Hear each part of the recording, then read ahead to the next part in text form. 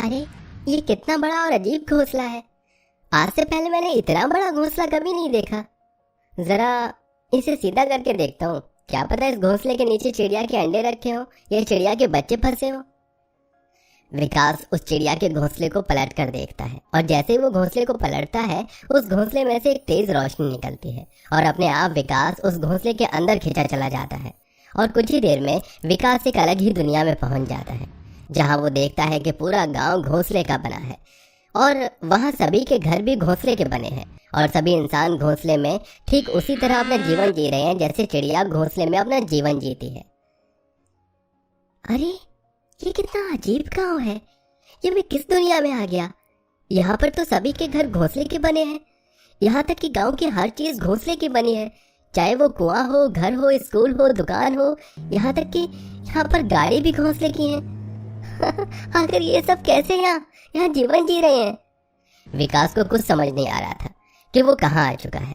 अब विकास गांव के और अंदर जाता है और गांव के एक आदमी से इस बारे में बात करता है। अंकल, ये कैसा गांव है? इस गांव का नाम क्या है? मुझे कुछ समझ नहीं आ रहा। आज से पहले मैंने इतना अजीब गांव कभी नहीं देखा। यहाँ पर सब कुछ घोंसला का बना है। आखिर आप सब इस घोंसले में कैसे रह रहे हैं? बेटा, पहले हमारा गांव भी अस्तित्व में था और बाकी गांव की तरह साधारण ही था, पर 50 साल पहले कुछ ऐसी घटना घटी कि हमारे गांव का अस्तित्व ही खत्म हो गया और हमारा पूरा गांव जादुई घोंसला का गांव बन गया। क्या? जादुई घोंसले का गांव? इसका मतलब यहाँ पर जितने भी घोंसले के घर हैं वो सब जादुई हैं। हाँ, सही सुना तुमने। जादुई घोंसले का गांव देखना चाहोगे? हमारे जादुई घोंसले के गांव में सब कुछ जादुई है। हाँ अंकल, क्यों नहीं, मुझे भी देखना है ये गांव कितना जादुई है। और आप सब जादुई घोंसला में कैसे रहते हैं? विकास के कहने पर वो आदमी विकास को अपने साथ अपने जादुई घोंसले के घर में ले जाता है। अब जैसे ही विकास उस घोंसले में ले जाता है वो देखता है कि वो किसी सुंदर से घर में है। ये देख विकास की आंखें फटी की फटी रह जाती हैं और विकास उस आदमी से कहता है, ये कैसे हो सकता है? अभी तो आपका घर घोंसला का था और मेरे अंदर आते ही घोंसला का घर इसे घर में कैसे बदल गया? बेटा, तुम्हारी बातों से लगता है कि तुम इस गांव के नहीं हो, तभी तो तुम इतना हैरान हो गए। क्यों जी, आपने इसे बताया नहीं कि हमारा गांव जादुई घोंसला का गांव है? बेटा, ये घोंसला सिर्फ बाहर से घोंसला लगता है, पर अंदर से ये घोंसला बिल्कुल घर जैसा है। मैडम, बाहर बारिश होने वाली है, कृपया घर का दरवाजा बंद कर ले, वरना घोंसले में पानी भर जाएगा। अरे, ये आवाज कहाँ से आ रही है? ये आवाज हमारे जादुई घोंसला के घर से आ रही है। हमारा घोंसले का घर जादुई है और ये घर बोल सकता है और सुन भी सकता है। यहाँ तक कि हमारा जादुई घोंसला का घर वाटरप्रूफ है। और तो और जादुई घोंसले के घर में कभी भी लड़ाई नहीं होती। यहाँ पर हर इंसान बड़े ही प्यार और मोहब्बत के साथ रहता है। यहाँ किसी के भी मन में लालच या किसी को लेकर कोई जलन नहीं होती। अरे, मुझे अपनी आंखों पर विश्वास नहीं हो रहा। कहीं मैं कोई सपना तो नहीं देख रहा। पर आपका ये गांव जादुई घोंसले का गांव बना कैसे? आखिर इसकी कहानी क्या है? कहानी तो बहुत लंबी है बेटा, अगर हम बताने बैठे तो हम बताते बताते थक जाएंगे। इसलिए हम तुम्हें अपने गांव की कहानी बताएंगे नहीं, बल्कि दिखाएंगे। जादुई घोंसले का घर।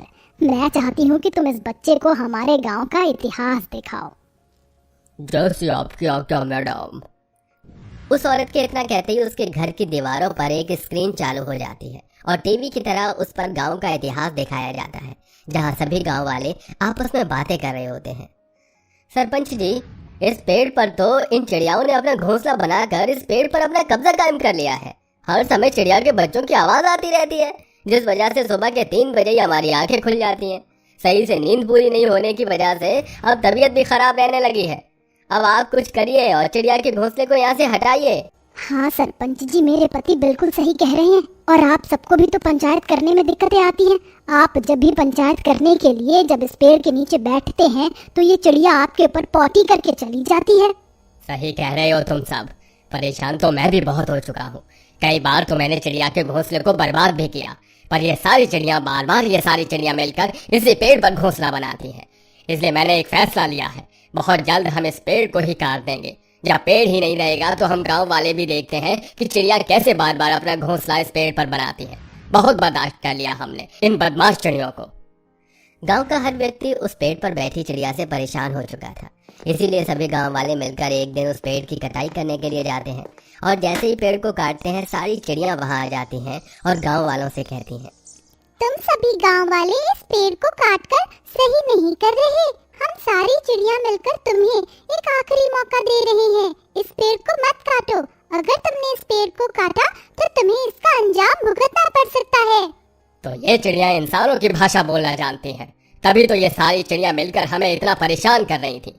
देख चिड़िया, अब जब तुम बोल और सुन सकती हो तो कान खोलकर सुन लो। तुम सभी चिड़िया ने मिलकर हम सभी गांव वालों को बहुत परेशान कर रखा है, इसलिए हम ये पेड़ काट रहे हैं। और तुम चाहे कुछ भी कर लो, अब तो ये पेड़ कट के ही रहेगा।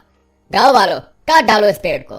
तुम सभी गांव वालों ये सही नहीं कर रहे। मैं एक वरदानी चिड़िया हूँ। हमें फर्क नहीं पड़ता तुम वरदानी चिड़िया हो या कोई साधारण चिड़िया।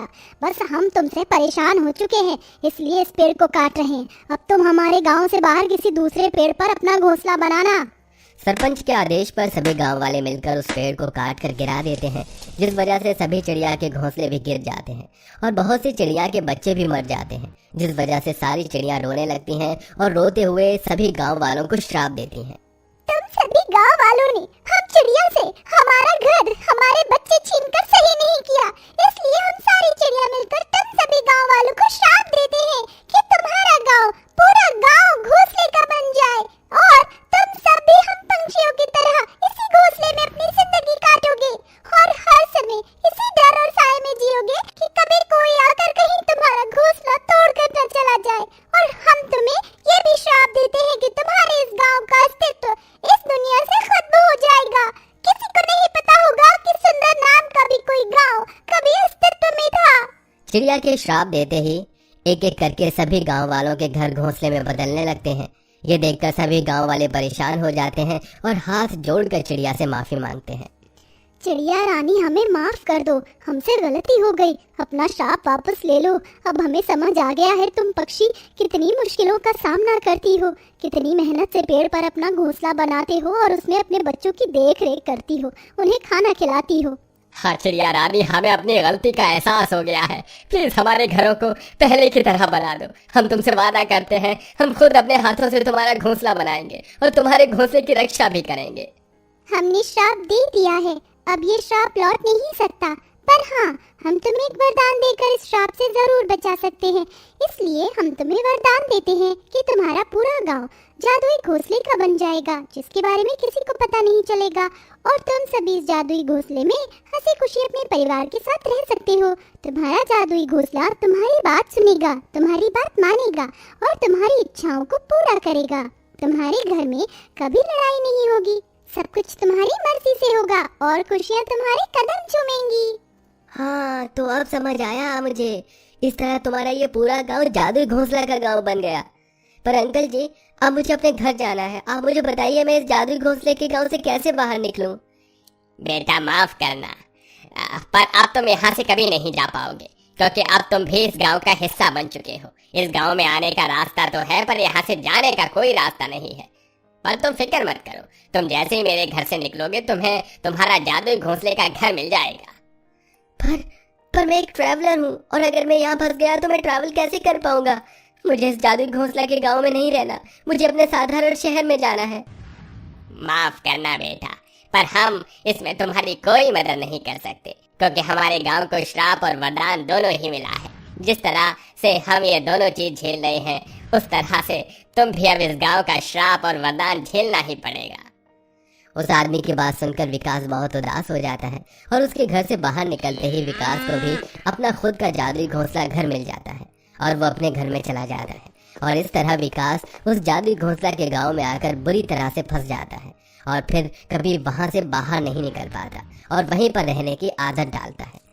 दोस्तों, क्या आपने कभी किसी पक्षी के लिए खाना या अपनी छत पर उसके लिए पानी रखा है? और अगर आप नहीं करते हैं तो प्लीज करा कीजिए।